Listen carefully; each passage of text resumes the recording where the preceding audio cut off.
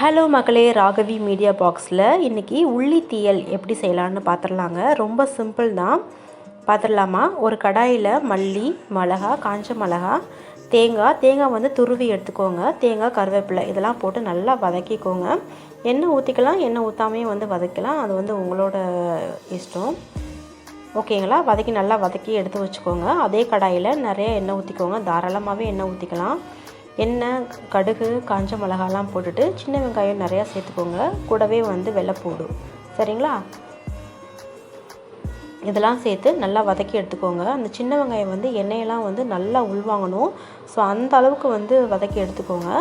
மஞ்சத்தூள், உப்பெல்லாம் சேர்த்துட்டு நல்லா வதக்கிட்டு கரைச்சி வச்சுருக்க புளி தண்ணியை வந்து ஊற்றிட்டு நல்லா கொதிக்க விடணும். கொதிக்க விட்டுட்டு ஆல்ரெடி வதக்கி வச்சுருக்கிறத நல்லா பேஸ்ட் பண்ணிவிட்டு அதோடு சேர்த்து கொஞ்சம் மிளகா பொடியும் நம்ம சேர்த்துக்கலாம்.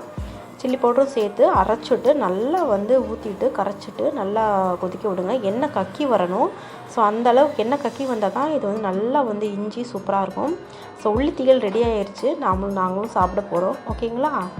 ஸோ நீங்கள் செஞ்சு பார்த்துட்டு எப்படி இருக்குன்னு சொல்லுங்கள். ட்ரை பண்ணுங்கள், டேஸ்ட் பண்ணுங்கள். பாய்.